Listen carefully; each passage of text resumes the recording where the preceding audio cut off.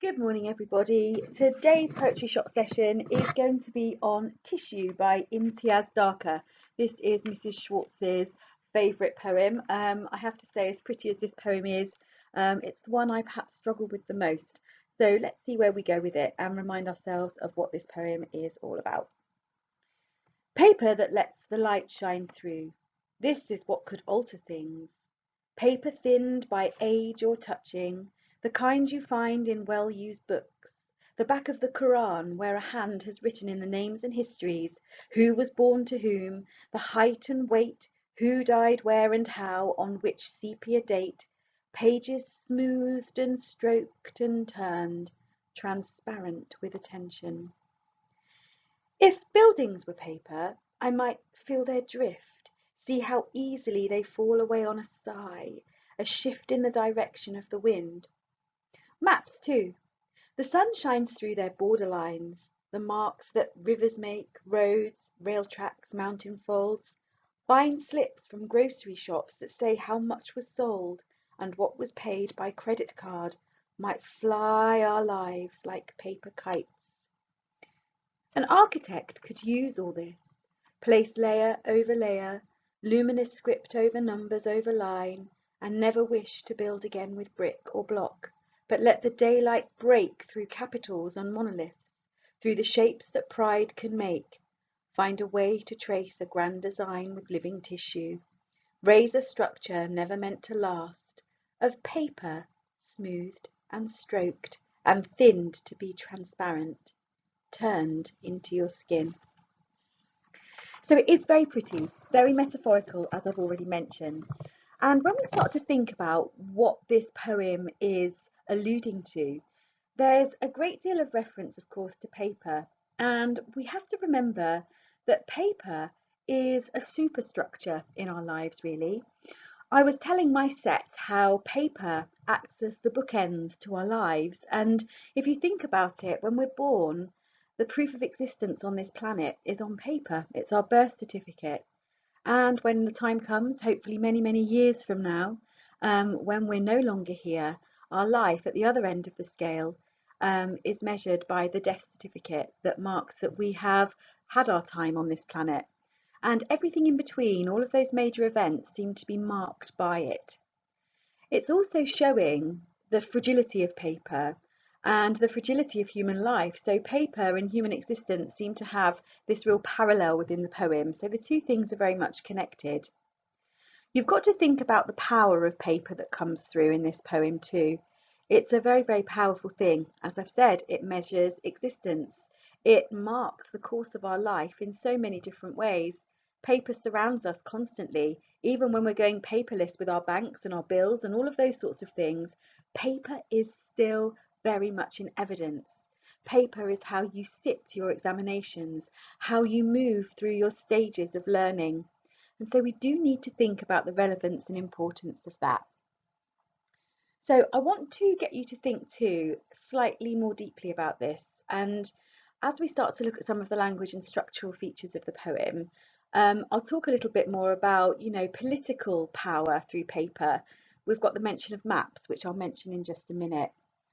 So you need to consider too how many things that are meaningful to us in our modern lives fall by the wayside.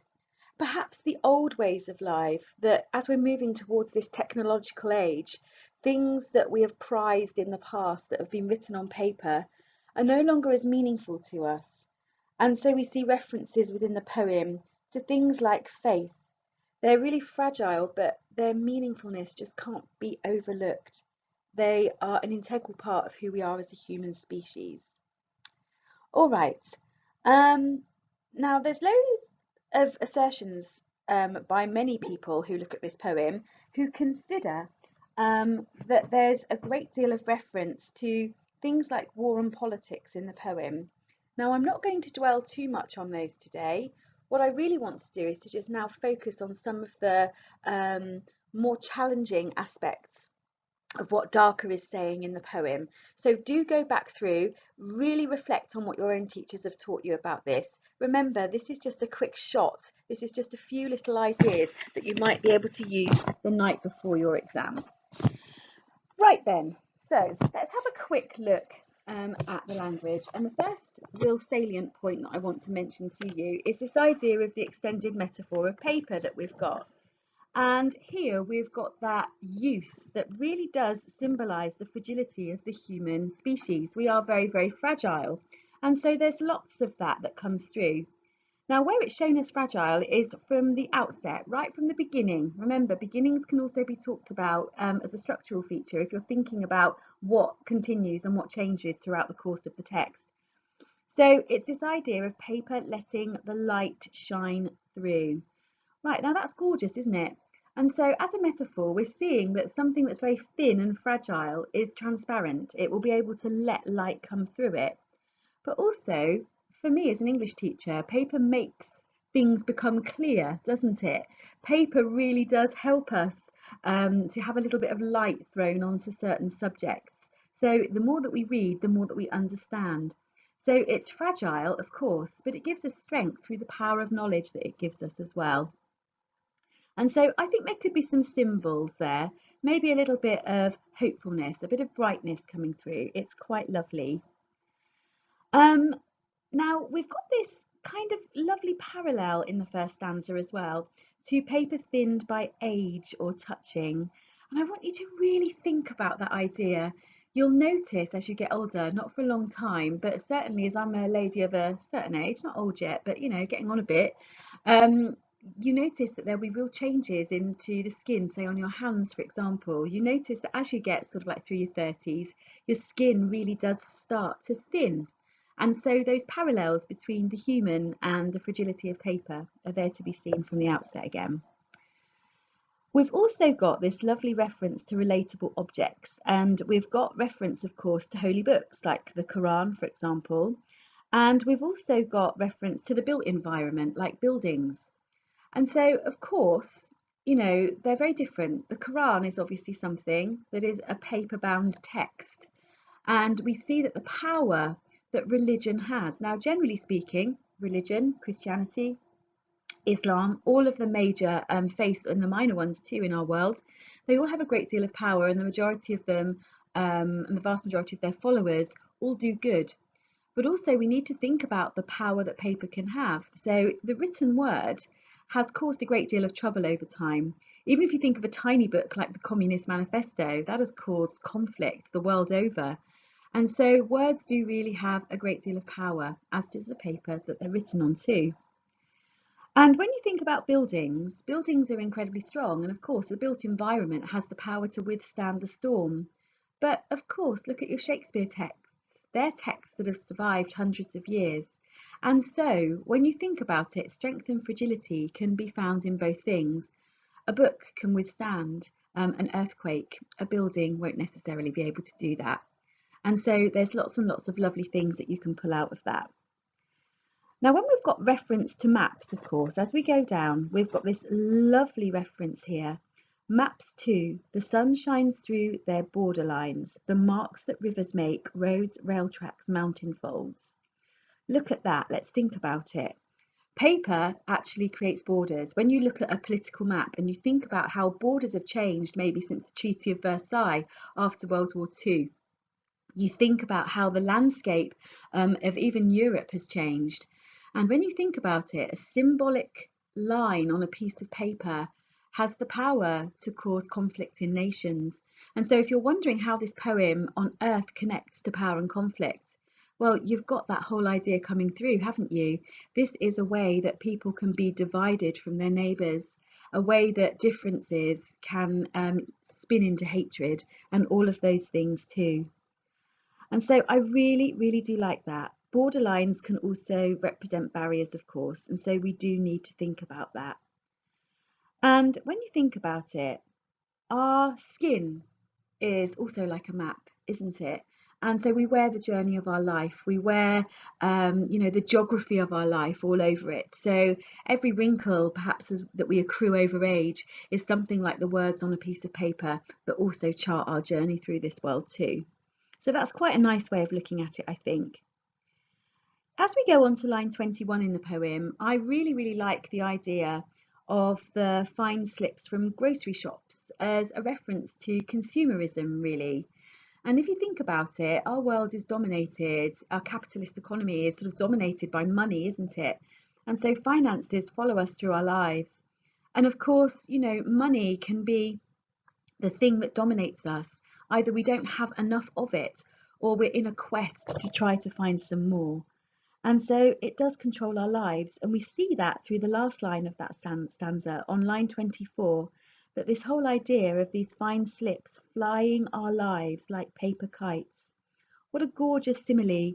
Perhaps it's suggesting that, we have this freedom through money, like the kites soaring, but also remember it's controlling too, because there always has to be somebody or something that's holding the strings there.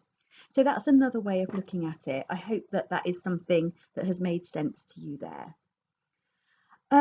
I also think that there's some beautiful natural imagery. As I mentioned, we've got this idea of light that starts through, and things like daylight comes through as well as we go through.